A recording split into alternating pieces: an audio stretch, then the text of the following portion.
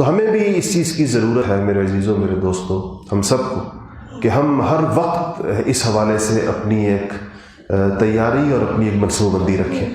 اس کے لیے ہمیں کیا کرنا چاہیے؟ 2-4 باتیں وقت کم میں عرض کر دوں آپ کو۔ ایک یہ کہ اپنے مقصد زندگی کے شعور کے لیے اور پھر زندگی کو صحیح معنوں میں اپنے مقاصد پر لگانے کے لیے انسان کی جو اولین ضرورت ایمان کے بعد، اسلام جب انسان لے آئے تو اس کے بعد، تو وہ دینی علم کی ضرورت ہے۔ دینی علم کے بغیر انسان کو شعور زندگی نہیں حاصل ہو پاتا۔ دینی علم کے بغیر انسان کو نہ اللہ تعالیٰ کا تعارف ہوتا ہے، نہ اللہ تعالیٰ کی معرفت ہوتی ہے، نہ نبی کریم صلی اللہ علیہ وسلم سے اس کی جس طرح کا اس کا تعلق ہونا چاہیے وہ اس کا نہیں ہو پاتا اگر اس نے قرآن نہیں پڑھا، اس نے حدیث نہیں پڑھی، اس نے مسائل نہیں پڑھے، اس نے نبی کریم صلی اللہ علیہ وسلم کی زندگی اور سیرت نہیں پڑھی۔ یہ وہ ضروریات ہیں جس کے ذریعے سے انسان کے سامنے آخرت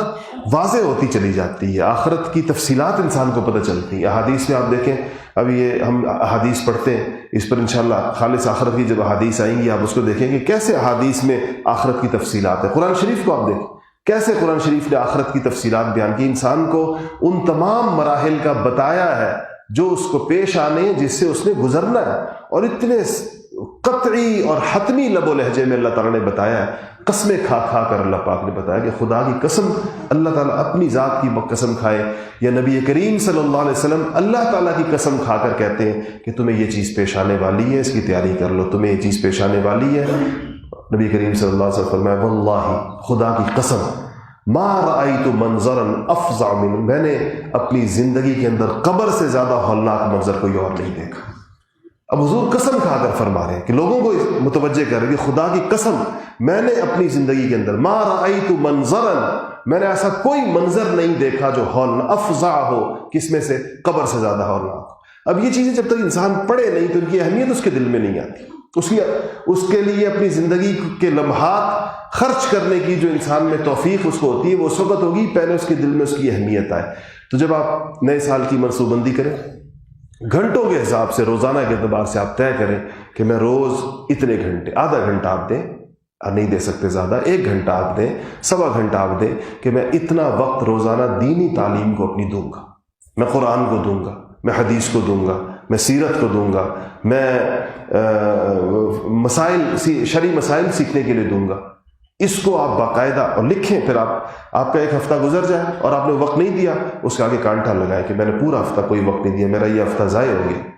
روز کریں اس کام کو، روزانہ شام کو رات کو سوتے ہوئے اپنے وقت کا محاسبہ کریں۔ پھر جب آپ کے مہینہ گزر جائے نا تو آپ خود دیکھیں کہ یہ مہینہ میں نے کیسے گزارا، تو آپ کے تو سارے کانٹے لگے ہیں، اس کا مطلب میں نے تعلیم کو وقت نہیں دیا۔ ایک کام تو تعلیم اس میں لکھیں، دینی تعلیم، کہ میں نے قرآن کو کتنا وقت دیا، حدیث کو، فقہ کو، سیرت کو، جو پڑھنے کی چیزیں مسلمان کی ضروریات ہیں، اس کے بغیر مسلمان کو آخرت کی زندگی واضح ہو نہیں سکتی اس کے اوپر۔ پھر یہ اجمالی سا ایک ایمان ہوگا آخرت پہ، جیسے ان پڑھ لوگوں کا ہوتا ہے ہاں جی مرنا ہے اور ایک آخرت کا دن ہے، باقی کیا ہے؟ قرآن و سنت نے جو اس کی اتنی تفصیل بیان کی ہے وہ کس کے لیے بیان کی ہے؟ ہمارے لیے بیان کی ہے تاکہ ہمارے دلوں کے اندر اس کی اہمیت اس کے ذریعے پیدا ہو۔ اہمیت پیدا ہوگی تو ہم اس کی تیاری کریں گے، جس چیز کی ہمارے دل میں اہمیت نہیں ہوتی ہم اس کی تیاری نہیں کرتے۔ اب آپ کو اگر آج پتہ چلے، کل پتہ چلے کہ کل آپ نے سفر کرنا ہے، آپ نے امریکہ جانا ہے، آپ کو پتہ ہو آپ کا ٹکٹ آ گیا، آپ کا ویزا لگ گیا، اب آپ تیاری کریں گے اس کے لیے نا، ایسے تو نہیں کچھ چل پڑتا خود بخود، کوئی نہ کوئی بندہ تیاری کرتا ہے، میں نے مہینے کے لیے جانا ہے، میں نے 2 مہینے کے لیے جانا ہے، میں نے 4 مہینے کے لیے جانا ہے، اپنا بیگ تیار کرتا ہے، اپنی چیزیں تیار کرتا ہے، اپنے پاس پیسوں کا بندوبست کرتا ہے، وہاں کی رہائش کا بندوبست کرتا ہے، بہت ساری چیزیں انسان کے ذہن میں ہوتی ہے، اس لیے کہ اس کے دل میں اس سفر کی اہمیت ہوتی ہے اور یقین ہوتا ہے اس سفر کا اس کو، اس لیے وہ تیاری کرتا ہے۔ اگر یقین اور اہمیت نہ ہو انسان کبھی تیاری نہیں کرے گا۔ ہم جو آخرت کی تیاری نہیں کرتے، ہمیں اس آخرت کا یقین ہمیں حاصل نہیں ہے اور ہمیں آخرت کی اہمیت کا احساس نہیں ہے۔ اس کے لیے ایک چیز تو علم ہے، دوسری چیز علم کے ساتھ یاد رکھیے گا وہ ہے اصلاح، تزکیہ، اپنے نفس کا تزکیہ ہے، اپنی عادتوں کی اصلاح ہے، اپنے اوقات کا درست استعمال ہے۔ یہ علم کے علاوہ ایک مستقل محنت ہے۔ جان لینے سے، علم کہتے ہیں جان لینے کو۔ اب میں آپ کو مثال دیتا ہوں، ہم جتنے لوگ یہاں پر بیٹھے ہیں ہم میں سے ہر ایک جانتا ہے کہ تہجد جو ہے وہ بڑی فضیلت کی چیز ہے، تہجد کی نماز۔ اب جانا ہوا علم تو ہے تہجد کا، فضیلت بھی معلوم ہے، لیکن پڑھتے نہیں ہیں۔ اس لیے نہیں پڑھتے کہ پڑھنے کے لیے جو پوٹینشل، جو اسپرٹ، جو قوت درکار ہے وہ ہمارے اندر نہیں ہے۔ وہ ایک خاص قوت ہوتی ہے جو لوگ پڑھتے ہیں اور ہم جو نہیں پڑھتے،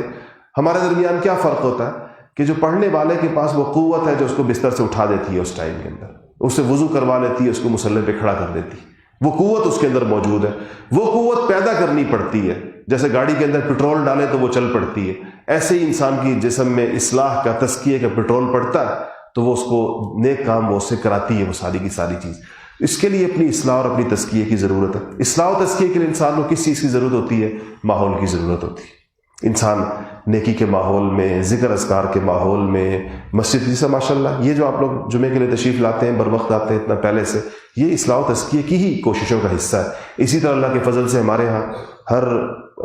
ہفتے کے دن، جیسا کل کا دن ہے تو ہفتے کے دن مغرب کی نماز کے بعد یہاں باقاعدہ ذکر کی مجلس ہوتی ہے، مہینے میں ایک دفعہ شب تزکیہ ہوتی ہے، لوگ قیام کرتے ہیں رات کو یہاں مسجد میں، تو یہ اس ماحول کو بنانے کی کوشش ہوتی ہے کہ ماحول میں آئیں، کوئی ذکر اللہ کا نام سنیں، کوئی دین کی بات سنیں تو ہمارے اندر اپنے وہ ماحول ہمارے پر اثر انداز ہو اور ہمیں اعمال کا شوق پیدا ہو۔ تیسری چیز جس سے ہم بے غم نہیں ہو سکتے وہ یہ ہے کہ اس امت کو اللہ جل شانہ نے امت دعوت بنایا۔ ہماری زندگی صرف ہماری ذات پر تمام نہیں ہو جاتی، ہمیں دوسروں کی فکر کرنے کی اور دوسروں کے ساتھ خیر خواہی کرنے کی اور دوسروں کو بھی دین پر لانے کی، دوسروں کو بھی خیر کے کاموں کی طرف بلانے کی باقاعدہ ذمہ داری دی گئی ہے، باقاعدہ یہ ہمارے ذمے۔ اس لیے میں کل کچھ ساتھی جمع تھے ہمارے، میں نے ان سے پوچھا کہ پڑھنے کے لیے آتے ہیں جو ہمارے، آپ کو پتہ ہے ویکنڈ کورسز ہوتے ہیں یہاں مسجد میں، ہفتے اتوار کو پڑھائی ہوتی ہے، ویک ڈیز میں بھی ہوتی ہے، پیر منگل بدھ جمعرات کو شام میں بھی ہوتی ہے، فجر کے بعد بھی ہوتی ہے، الحمدللہ جو جس وقت دے سکتا ہے اس وقت میں اس کو کچھ نہ کوئی دینی تعلیم اس کو یا سکھائی جاتی ہے۔ تو کل ایک جماعت آئی ہوئی تھی ہماری جو پڑھتی ہے یہاں پر، تو رات کو انہوں نے کھانے کا بندوبست کیا ہوا تھا، تو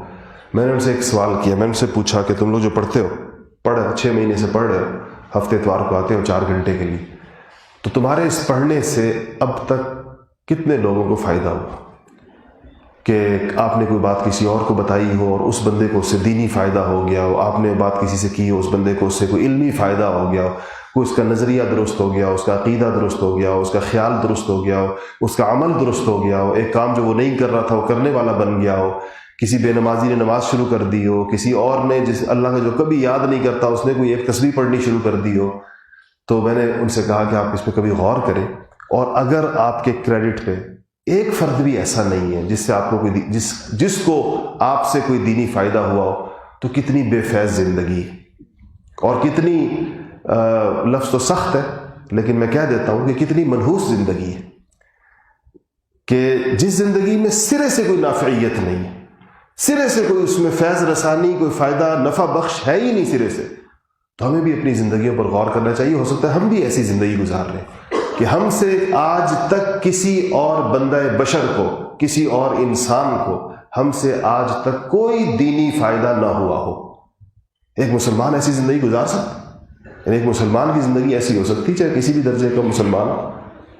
تو یہ بھی ہمارے سوچ، اگر ایسا ہے تو اس کا مطلب ہے کہ ہماری زندگی انتہائی بے فیض ہے۔ پھر ہمیں ان اسباب پر غور کرنا چاہیے کہ ہماری زندگی پر یہ کس نحوست کے سائے ہیں جو چھائے ہوئے ہیں، یہ کیا چیز ایسی ہے جس نے ہماری زندگی کا احاطہ کیا ہوا ہے اور ہم سے اللہ تعالیٰ خیر کا کوئی کام نہیں لے رہا، اللہ ہم سے کوئی خیر کا بول نہیں بلوا رہا۔ اللہ تعالیٰ تو بے نیاز ہے نا، اللہ الصمد، بے نیاز بادشاہ، اس کو تو انسانوں کی ضرورت نہیں، تو آخر اللہ پاک نے ہمیں کیوں دھتکارا ہے کہ تیری زبان سے مجھے اپنا نام لینا گوارا نہیں، تیری زبان سے مجھے کوئی خیر کی بات دوسرے تک پہنچانا گوارا نہیں۔ کہیں ہمارے ساتھ اللہ کا معاملہ یہ تو نہیں، اور ہمیں پتہ بھی نہ ہو، ہمیں علم بھی نہ ہو کہ اس طرح ہے۔ تو اس لیے تیسری بات جو میں نے عرض کی وہ یہ کہ انسان اس پہ اپنی نفع رسانی پہ غور کیا کرے۔ نبی کریم صلی اللہ علیہ وسلم نے جہاں جہاں ایماندار مسلمانوں کا تعارف کرایا، ان کی ذات میں نفع کے پہلو کی طرف ضرور اشارہ فرمایا ہے کہ مومن سے نفع پہنچتا ہے، مومن ایک نفع پہنچانے والی چیز ہے، اگر اس سے نفع نہیں پہنچ رہا تو اس کا ایمان جو ہے نا یہ بڑا کوئی کمزور اور ضعیف اور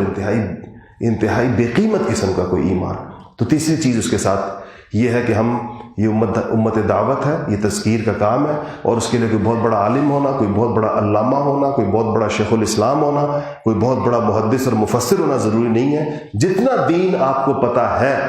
اتنا ہی دین دوسرے کو پہنچانا، اتنا ہی دین دوسرے کو بتانا، یہ ہماری ذمہ داری ہے. اور ہمارے پاس لازماً ایسے لوگ ہوتے ہیں جو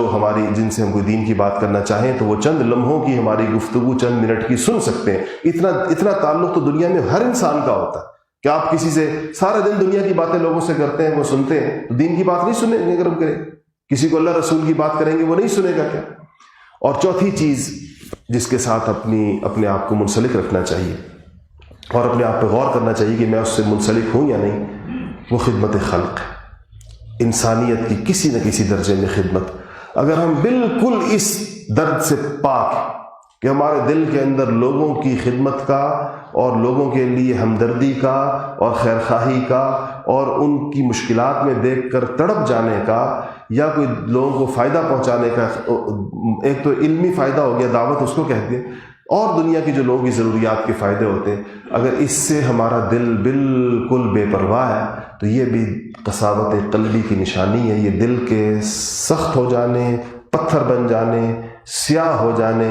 بے نور ہو جانے اور اندھے ہو جانے کی نشانی. یہ دل ایسا ہے جس دل کے اندر کسی اور انسان کے لیے کوئی تڑپ ہی نہیں. یہ سردی آئی ہے اور دنیا میں، پاکستان میں کتنے ایسے جگہ ہوں گے جہاں کوئی لوگ بغیر گرم کپڑوں کے ہوں گے، بغیر رضائیوں کے ہوں گے، بغیر جرابوں کے ہوں گے، چھوٹے چھوٹے بچے ہوں گے، اور کیمپوں میں لوگ ہوں گے، خیموں میں لوگ ہوں گے. اگر اتنا ہم اپنے گھر کے اندر گرم کپڑوں کے اندر، گرم رضائیوں کے اندر، ہیٹروں اور گیزروں کے درمیان بیٹھے ہوئے اگر ان لوگوں کے بارے میں سوچتے بھی نہیں ہیں تو اس کا مطلب یہ ہے کہ ہم انسان نہیں ہیں. ہمارے اندر تو پھر جانوروں میں ایک دوسرے کی فکر نہیں ہوتی، انسان کیسے؟ تو ہمیں اس چیز کی ایسے ہر موقع کے اوپر کہ جب اللہ تعالیٰ کی نعمتوں کو ہم پورے طور پہ انجوائے کر رہے ہوتے ہیں. اب دیکھیں ذرا اللہ پاک نے ہمیں کن کن چیزوں میں رکھا ہوا ہے. اللہ تعالیٰ نے ہمارے لیے کیسی سہولت اور راحت کے بندوبست کیے ہوئے. اس میں اگر ہمیں